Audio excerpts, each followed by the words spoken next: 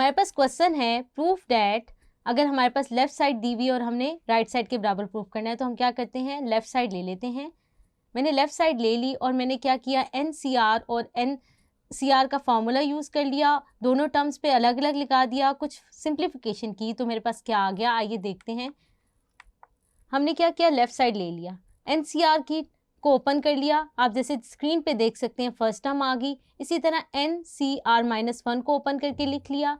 फिर हमने क्या किया, कुछ सिंप्लीफिकेशन कर ली और हमने क्या किया कि R को ओपन करके लिख लिया R-1, R into R-1 factorial, और बाकी दूसरी टर्म एज इट इज़ रहने दी। अब हमारे पास क्या होगा, इन दो टर्म्स में जो कॉमन आ रहा है वो क्या है, कॉमन फैक्टर को हमने बाहर निकाल लिया, वो क्या है आप स्क्रीन पे लिखा हुआ देख सकते हैं, n factorial over R-1 factorial multiply by n-R factorial. दोनों टर्म्स में से क्या आ रहा था, कॉमन आ रहा था, वो हमने बाहर निकाल लिया और जो रिमेनिंग टर्म्स थी वो हमने ब्रैकेट में लिख ली। वो क्या थी, 1/r प्लस 1/n-r प्लस 1। फिर हमने एलसीएम ले लिया। जब हमने एलसीएम ले लिया फिर हमने क्या किया, n फैक्टोरियल और n प्लस 1 को अगर हम कंबाइन करके लिखें तो हमारे पास क्या बन जाएगा, n प्लस 1 का होल फैक्टोरियल। इसी तरह नीचे हमारे पास r पड़ा था, r और R-1 फैक्टोरियल को अगर हम कंबाइन करें तो हमारे पास क्या बन जाता है, r फैक्टोरियल के बराबर, वो लिख लिया, और बाकी जो दो टर्म्स बची उनको कंबाइन करके लिख लिया तो वो हमारे पास क्या बन जाएगा,